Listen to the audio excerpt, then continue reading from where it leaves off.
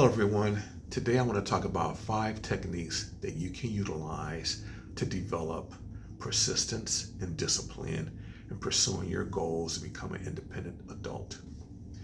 One technique is self-reflection. Self-reflection is quiet time where you think about how do you feel about your life right now and where do you want to go. It's a time for you to create a vision for yourself to say, where do I want to be as an adult? What type of job or career do I want to have? Where do I want to live? Wherever you were born, do you want to live there or do you want to live somewhere else? Do you want to live the lifestyle that your parents lived or do you want to live a different lifestyle? It's a time for you to reflect on the present moment and to reflect on how you want to change that to a future. Okay? In that moment, it's a place to create your goals for yourself. Okay? It's a place to create a vision for your life. And out of that vision, you will develop your goals. It's a time to reflect on your current experiences and any challenges you may have and how to resolve those challenges. So in this place, you're going to record your thoughts, whether you write them down in a journal or whether you record them with an audio device, whatever you're most comfortable with. But this is a time for self-reflection so you can develop some ideas about where do you want to go in the future. That's the first tool that I want you to utilize. You're already doing it whether you're aware of it or not. It may be done in prayer or meditation, or maybe just a moment where you sit down and you're just thinking about where do I want to go. So that's technique number 1, self-reflection. The next technique should be an outcome of the first one, and that is goal setting. As I said, in self-reflection, you want to decide what you want your life to look like as an adult. And that what do I want my life to look like? That is your goal. What type of job do I want to have? That's your job or career goal. Where do I want to live? That's your life goal. How do I want to live? That's one of your life goals. So deciding your life direction with your job, is something you need to do. And that's something you need to do yourself. Yes, your family will help you. Your parents and your guardians will give you guidance, and you should certainly take that. But in the end, it's your life, and it's a decision that you need to make for yourself because you're responsible for that. If things don't work out, you'll have to make adjustments, and it'll be your life that'll have to change, no one else's. Although we don't live in a vacuum, the changes that we go through affect the people that we live with and the people that we know. But once again, in the end, the vision for your life and the decisions that you make and the goals that you make are your goals. And so you need to be the primary person responsible for that. Next, as part of that process, you should write those goals down. You should record them. Getting something out of your head from your thoughts to a piece of paper is a critical device and something that you should do. So you can see them. You can see them. You can think about them. You can revise them.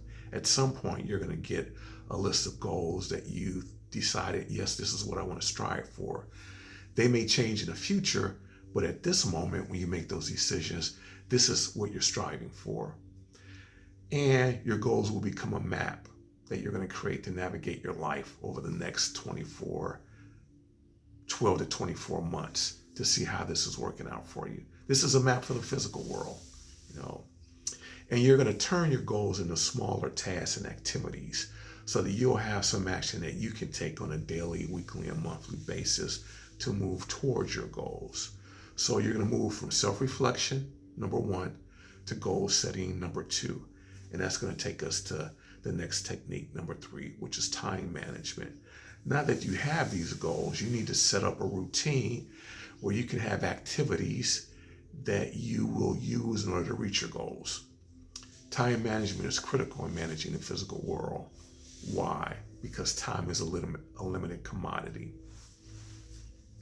You only have 24 hours in a day. Most people sleep 8 hours. That's going to leave you 16.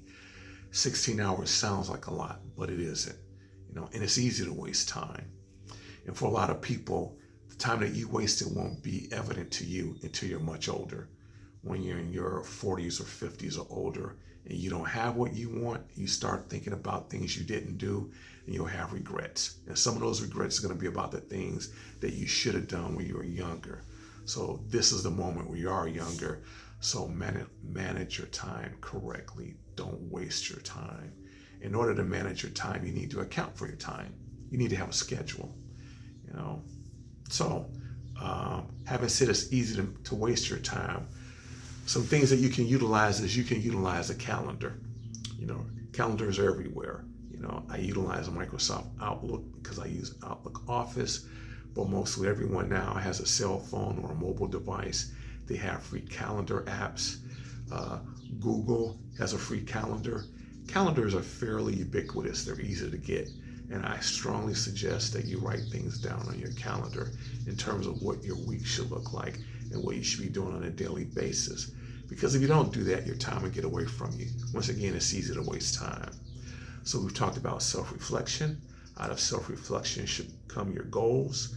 Once you establish your goals, you should use time management to monitor your activities and direct your activities. And the next thing is a power routine. And routine, I would say, is a subset of time management. But one thing about routines is routines are powerful and positive habits that can direct your effort. And if you have a good routine, you can rely upon it without thinking about it a lot. And once again, a good routine becomes a habit. So you don't agonize over what I should do. You know, if you have a good routine, you know, it's 4 o'clock, I need to go work out. I need to go run. That's my habit. It's 6 o'clock, I need to eat. It's 7 o'clock, I need to study. It's 8 o'clock, I need to work out. You have a roadmap of what you need to do. It's something that you can rely upon. So routines are very helpful. You know, you should develop routines.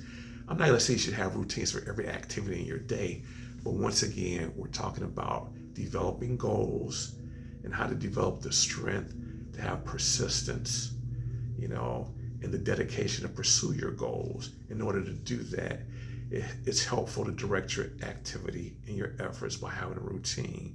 That's number 4. And then the fifth activity to help you develop discipline and persistence is building a support network.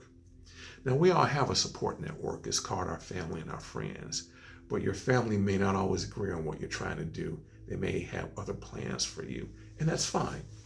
I'm sure your family has provided you with some very positive and useful direction, but you may have some goals that your family cannot help you with.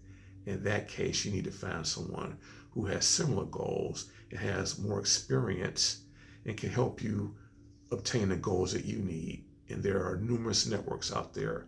There are networks for industries. There are networks for jobs. There are networks for hobbies. You know, there are exercise networks like jogging networks, weightlifting networks. There's a network just about for anything that you can think about. And once you've decided what you want to do and you've decided where you need help, if you don't have help to support you in that area, you need to get a network or join a network. And in a subsequent video, I'll talk about how to go about evaluating and joining networks. But as far as this video is concerned, the topic being developing discipline and persistence and trying to find goals for yourself. In other words, those are part of developing some inner strength.